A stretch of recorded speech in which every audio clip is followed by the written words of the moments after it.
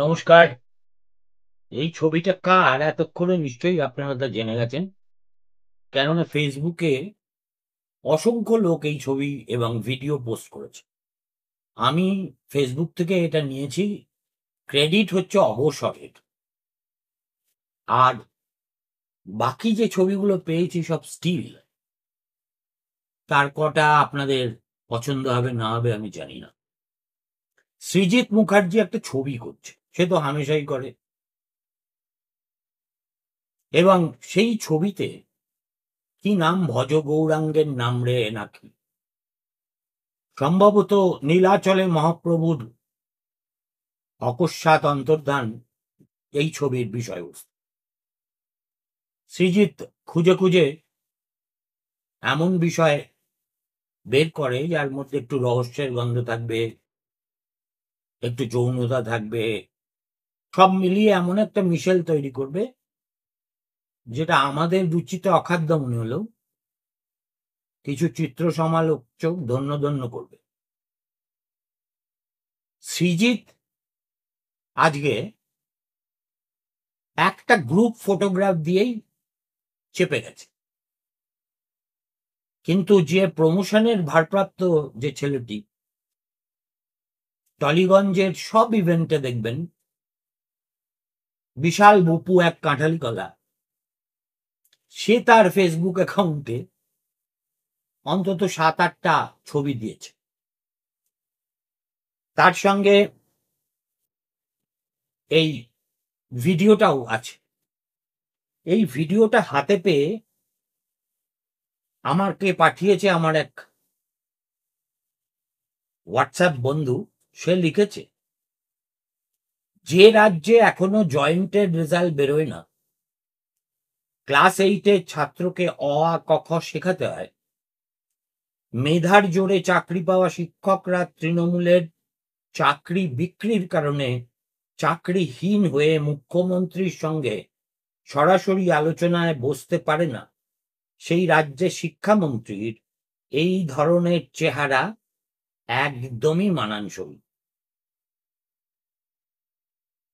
এবার আপনারা জেনে গেলেন আমি এই শিক্ষামন্ত্রীর নাম উচ্চারণ করতেও আমার ঘেন্না করছে। এই যে পশ্চিমবঙ্গে এখন যেটা সংকট, সেটা হলো একটা দুর্বৃত্ত শাসনের ফলে আমাদের শিক্ষা ব্যবস্থাটাই উঠে যাওয়ার সংকট। একদিকে দেখছেন তো চাকরিহারা শিক্ষকরা কিভাবে কিভাবে একেবারে কুকুর ছাগলের মতো রাস্তায় ঘুরছেন, নয় ধর্ণা মঞ্চ বসছেন। এখনো 32,000 প্রাইমারি টিচারের শুনানি শেষে রায় বাকি।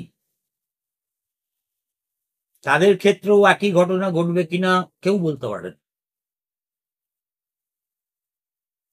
একটা ওবিসির গপ্প দিয়ে কলেজে কলেজে ভর্তির দিন ইনঅর্ডিনেটলি পিছিয়ে গেল,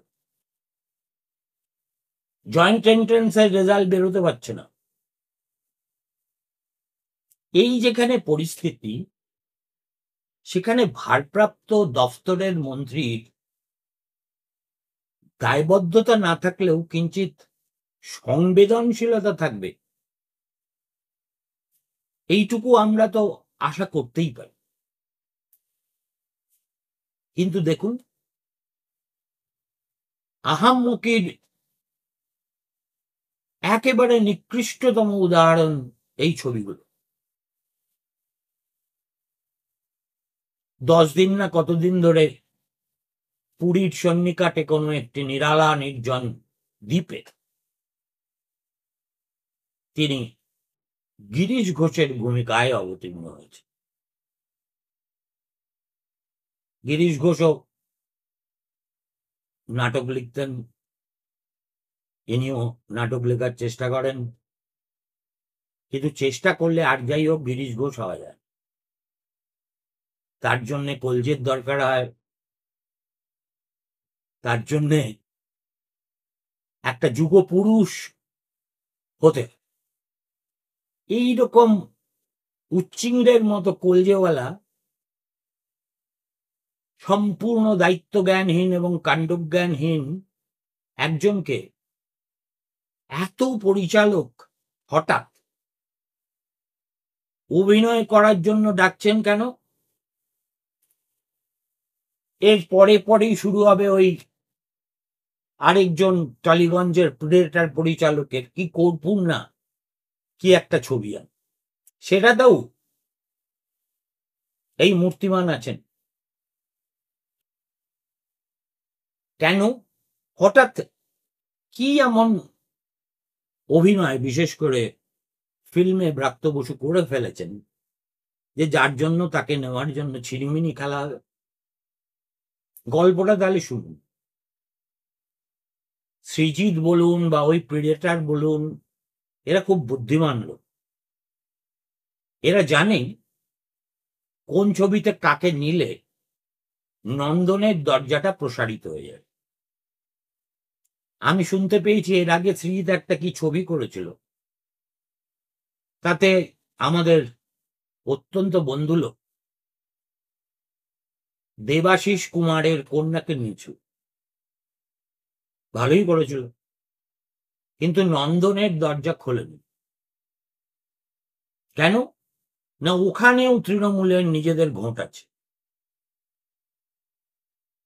দেবাশিস বললে হবে না,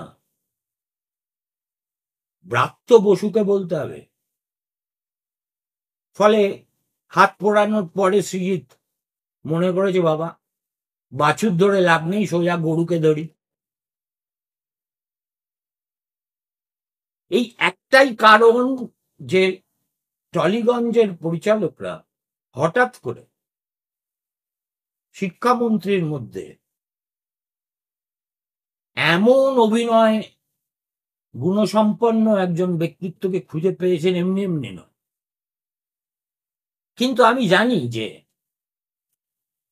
এদের কাছে সংবেদনশীলতা আশা করা কিংবা এই বিপদের সময় ছাত্রদের অন্তত পাশে থাকার চেষ্টা করা, তাদেরকে ভালো করে বোঝানোর উদ্যোগ নেওয়া।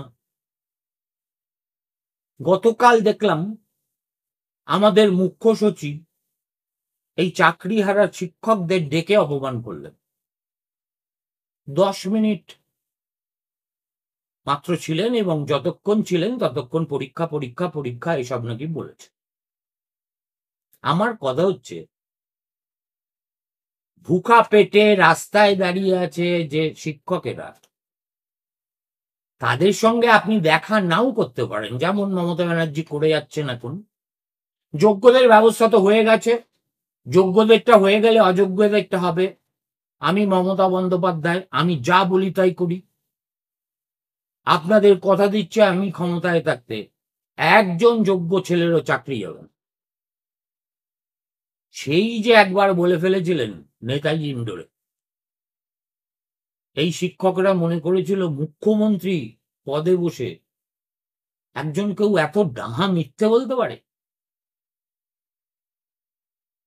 তাদের মনে আশা জেগেছিল হয়তো বা চাকরিটা তারা ফিরে পাবেন, হয়তো বা তাদের আর পরীক্ষা দিতে হবে না। এই যে একটা সম্পূর্ণ ভ্রান্ত ধারণাকে ডেলিবারেটলি তৃণমূল সরকার সে সময় হাওয়ায় ভাসিয়ে দিয়েছিল, তার কারণ ছিল যে 26,000 ছেলেপিলের চাকরি চলে যাওয়ার পরের ব্যাকল্যাশটুকু কোনো মতে সামাল দেওয়া, এবং এই সামাল দেওয়ার জন্য প্রয়োজনে যা যা মিথ্যে বলতে হয় বলো, স্তোক দিতে হয় দাও। আর মুখ্যমন্ত্রীর সাঙ্গাত শিক্ষামন্ত্রীও কিন্তু সে সময় কয়েকটা মিটিং করে বারে বারে রিভিউ পিটিশন, যেন সুপ্রিম কোর্টে একটা বিরাট কিছু যুগান্তকারী হবে, প্রাক্তন প্রধান বিচারপতি যে রায় দিয়েছেন সেটা উল্টে দেবে। কই আজকে তো 13 তারিখ খুলে গেছে supreme court, review petition listed হয়েছে। আমার সমস্যা হচ্ছে এই তঞ্চকতা নিয়ে। একে প্রথমে চুরি করব, তারপর ওএমআর শিট গায়েব করে দেব, তারপর বলবো যে সিবিআই যা বলেছে সেটাই সত্য, এইরকম একটা আজগুবি তথ্য খাইয়ে দেব। অবশেষে যখন আর কোনো উপায় নেই, তখন ভাইয়েরা বাচ্চারা তোমরা পরীক্ষায় বসে পাও। কোথায় গেল রিভিউ পিটিশন? কোথায় গেল মুখ্যমন্ত্রীর প্রতিশ্রুতি? কোথায় গেল সহানুভূতি, সহমর্মিতা? উল্টে আমরা যেটা দেখলাম, মানে যাচ্ছে লজ্জার ব্যাপার এবং নক্কারজনক কিছু হতে পারে না। হাইকোর্টে প্রথমে সিঙ্গেল বেঞ্চে, তারপর ডিভিশন বেঞ্চে সরকার একেবারে রায়কে রক অফ জিব্রাল্টার অযোগ্য প্রার্থীদের হয়ে সওয়াল করে গেল। অ্যাডভোকেট জেনারেল করলেন, কল্যাণ করলো, চিড়ে ভেজেনি, ভেজার কথাই নয়। সুপ্রিম কোর্টের রায়টা একটু মন দিয়ে পড়লেই তার কারণ আপনারা বুঝতে পারবেন। আর এখন সেই রায় এখন পাবলিক ডোমেইনে আছেন, আপনারা ইচ্ছে করলে দেখে নিতে পারেন। কিন্তু এই যে ধরুন, এই যে অযোগ্য চাকরিহারাদের জন্য ওকালতি, সেটাও তো অকারণে নয়। এর পিছনে হয়তো একটা ভয় কাজ করছে, অনেকে বলছে, কারণ এরাই তো মাল দিয়ে চাকরি পেয়েছে। কোনো কোনো পণ্ডিত বলছেন মুখ্যমন্ত্রী ভয় পেয়ে গেছেন যে এরা যদি খেপে যায় তাহলে আমার দলের লোকেদের পিঠের চামড়া তুলে নেবে। ফলে আমাকে দেখাতেই হবে যে আমি তোমাদের পাশে আছি। কিন্তু এই পুরোটাই হচ্ছে দেখাও, যেমন রিভিউ পিটিশন, তেমনি অযোগ্য চাকরিহারাদের হয়ে ওকালতি। শেষ পর্যন্ত পরীক্ষাটাই হয় কিনা আমি বলতে পারব। কিন্তু একটা কথা আমি দেখছি, এই যে আন্দোলনরত ছাত্রছাত্রীদের মধ্যে একাধজন আছেন শিক্ষক এবং শিক্ষিকা, যারা কিন্তু যতটা গর্জন করছেন ততটা বর্ষণ হচ্ছেন। দেখে নেব, 14 তলা থেকে নামিয়ে দেব, আমরা যদি হাতে অস্ত্র নিই তাহলে পরিস্থিতি কি হবে ভেবে দেখুন। আর এইগুলো তো সব স্বপন সাহার ছবির ডায়লগের মতো শোনাচ্ছে।